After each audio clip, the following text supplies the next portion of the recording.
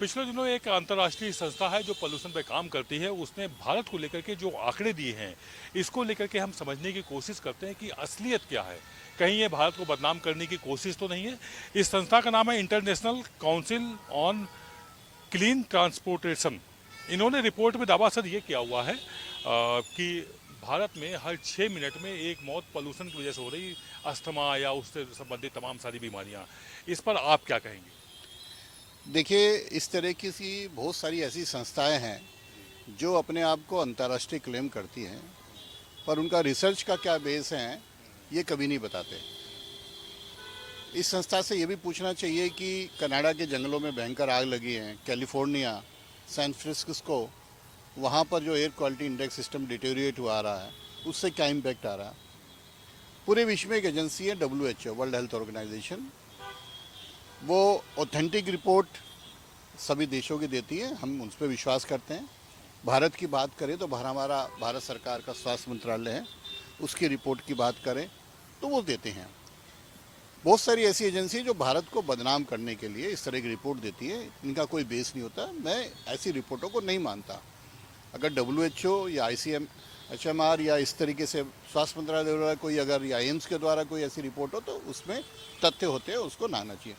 आपने air pollution की बात की, बच्चों के स्वास्थ्य की बात की, इसमें तो कोई दो राय नहीं है कि जब एयर क्वालिटी इंडेक्स बढ़ता है तो अस्थमा के पेशेंट बढ़ते हैं, लंग्स में इम्पैक्ट आता है और बच्चों पे इस पर इम्पैक्ट आता है, इसमें कोई दो राय नहीं है। पर मौतें होना, ये सब मुझे लगता है फैब्रिकेटेड बातें हैं। आप अगर देश की बात करें तो आज की भी डेट में बात करें तो मोस्टली जो हमारे शहर हैं या हमारे राज्य हैं वहाँ एयर क्वालिटी इंडेक्स कंट्रोल्ड है। प्रॉब्लम आती है सर्दियों में, जब हवा का डिस्पर्शन नहीं होता, जिस वक्त सारा का सारा दम घोटू चीज़ें हो जाती है, और वो समस्या रहती है 2 महीने के करीब, और वो भी ज़्यादा सीवियर रहती है दिल्ली NCR में। अगर राज्यों की बात करें यूपी या मध्य प्रदेश, तो वहाँ पर ओपन एरिया डिस्पर्शन हो जाता है तो नहीं आती। ये जरूर है कि उन दिनों में ना सिर्फ बच्चे जवान बल्कि बुजुर्गों को भी दिक्कत होती है, इसमें कोई नहीं है। पर उससे मौतें होना, ऐसा ये तो बड़ा सनसनीखेज चीज़ होती है, ऐसा कुछ नहीं है।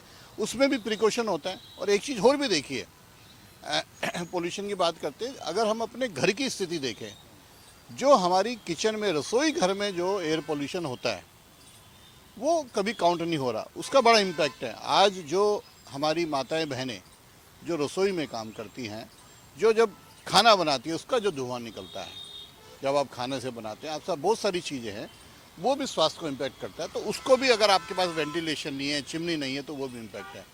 जहाँ तक आप दिल्ली NCR की बात करें या बाकी शहरों में, भारत सरकार ने बहुत सारे कदम उठाए, जैसे बायोमास बर्निंग पे कंट्रोल हुआ है। आज बायोमास को वेस्ट टू वेल्थ में चला गया है। आज अगर आप देखें किसानों के से जो निकल रहा है, एग्रीकल्चर वेस्ट निकाला या बाकी कूड़ा कचरा निकल रहा है, सबसे एनर्जी बन रही है। आप कूड़े से एनर्जी बन रही है, वेस्ट टू एनर्जी प्लांट में CND वेस्ट से बन रही है। आपका जो एग्रीकल्चर वेस्ट है उससे एनर्जी बन रही है। बहुत सारे थर्मल प्लांट में कंपलसरी हो गया है, और ये बड़े वास्ट रूप से सारे शहरों में जा रहा है। तो जो ओपन बायोमास बर्निंग जो पिछले सालों में देखने वाली, उसमें भी कमी आता है, उसका डायरेक्ट इम्पैक्ट आता है सेहत पर, कोई आदमी। मेरा मानना है कि एयर पोल्यूशन बढ़ता है तो सेहत पे इम्पैक्ट आता है, मैं इसे जुटला नहीं रहा। ये तो सारी जनता, दमे के पर्टिकुलरली जिनको सांस की प्रॉब्लम होती है, अस्थमा की प्रॉब्लम, उनका है। पर उससे मौतें हो जाना ये सनसनीखेज। देश में तो हमारा डेथ एंड बर्थ का रजिस्ट्रेशन मैंडेटरी है। आप पूरे सालों का डाटा निकाल के देख लीजिए, दिल्ली NCR का निकाल लीजिए, कितनी साल में डेथ होती है, कितनी बर्थ होती है, उससे आइडिया लग जाएगा। तो कोई ऐसा सनसनीखेज फैलाने की जरूरत नहीं है, पेंडेमिक कुछ नहीं है। हमें बचाव जरूर करना चाहिए, और मुझे लगता है कि पिछले 1-2 सालों में एयर पोल्यूशन में कमी आई है। अभी एक आंकड़े दिए हैं यहाँ पर दिल्ली सरकार के पोल्यूशन मंत्री हैं, जो पूरा देखते हैं वन और पोल्यूशन का। उन्होंने आंकड़ों में ये दिया हुआ है कि जो स्वच्छ दिन हैं वो बढ़ गए हैं। 2016 में अगर हम बात करें तो 110 दिन हुआ करते थे। अब कल ही उन्होंने एक आंकड़ा जारी किया, उसमें 137 दिन बताए हुए हैं। और क्या कुछ प्रयास होने चाहिए खासतौर से दिल्ली NCR को लेकर के, ये समझना चाहिए, क्योंकि आप पोल्यूशन बोर्ड में मेंबर हैं, सेंट्रल में भी, दिल्ली में भी। देखिए, आपने सही क्वेश्चन पूछा है। अगर मेरा ये मानना है कि अगर हमारा राउंड द ईयर AQI हमारा 50 या 100 है, तो सर्दियों में 200 से 250 जाएगा। जाएगा ही। जाएगा। और अगर हमारा AQI नॉर्मल डेज में 200 हैं तो सर्दियों में 400, 450, 500 जाएगा। अब जरूरत है कि हमारे को 100 से नीचे AQI रखना। अभी जो आंकड़े देखने को आए हैं, जो हमारा AQI है वो काफ़ी ज़्यादा दिनों में 100 से नीचे है। जैसे अब सीज़न की बात करें, क्योंकि सर्दियों में प्राकृतिक सिस्टम ऐसा बैठता है कि हवा चलती नहीं है, डिस्पर्शन होता नहीं है और सब एक्यूमुलेट हो जाता है। और दिल्ली NCR का जो रीजन है, सम सॉर्ट ऑफ वैली की तरह वो काम करता है सिस्टम में। तो जो सरकार ने किया, अभी 17 नए जंगल लगाने की बात की है। आजकल जो सरकार दिल्ली की है वो रोड कंस्ट्रक्शन में वॉल टू वॉल काम कर रही है, कच्ची जगह नहीं छोड़ रही है। CND वेस्ट की प्रोसेसिंग उन्होंने 10,000 मीट्रिक टन से ज़्यादा बढ़ा दी है। जो 1.5 लाख टन गाजीपुर और बाकी जगह लेगेसी वेस्ट था उसको उन्होंने हटाने का काम किया। बहुत सारे मेजर्स उन्होंने किए जिससे फ़ायदा हो रहा है, पर अभी भी काम करने की हो ज़रूरत है। इन सर्दियों में हमें देखेंगे कि हमारा क्या इम्पैक्ट आया। पर मुझे लगता है कि पहले की अगर बात करें तो पहले हर साल दिल्ली को red letter day of the history का तमगा मिलता था, जब AQI 999 को हमारा PM2.5 कंट्रोल एक्सीड करता था, पहुंच जाता था। पर पिछले 2 साल से वो जो गलत तमगा है वो हमें नहीं मिला। इसका मतलब वो जो पिक्यूलियर जो AQI की जो हाइट गई है वो नहीं मिली।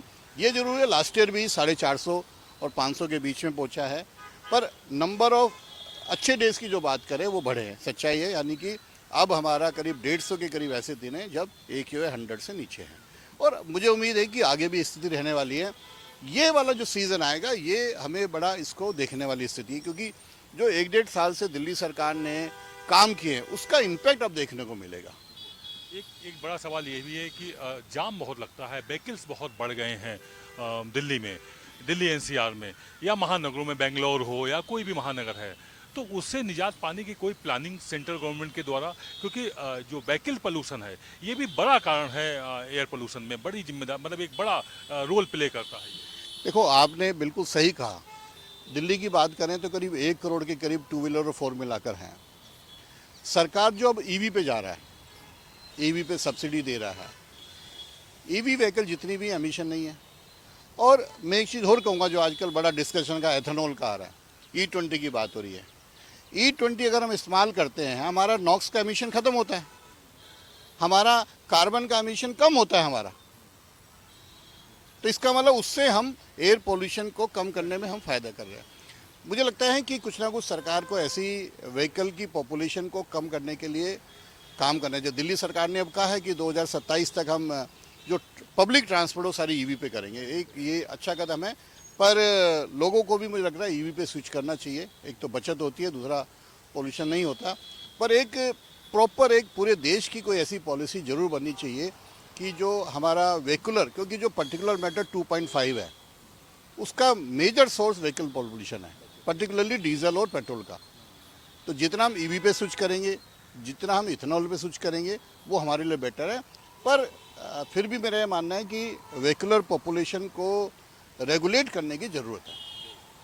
धन्यवाद सर, बात करने के लिए। ये थे आपने हमसे जो पूरे डिटेल में बताया कि किस तरह से हम इस पोल्यूशन को कम करने में अपनी जिम्मेदारी अगर पूरी करें तो भी वायु प्रदूषण को काफ़ी कुछ कम किया जा सकता है। और फिलहाल जो एक रिपोर्ट आई है, कहीं ना कहीं ऐसी रिपोर्टें बहुत विश्वसनीय नहीं होती हैं और इनसे पैनिक जरूर क्रिएट होता है, तो उन पर बहुत ज़्यादा भरोसा करने की ज़रूरत नहीं है। कैमरा पर्सन धर्मेंद्र के साथ आदित्य द्विवेदी, भारत एक्सप्रेस, दिल्ली।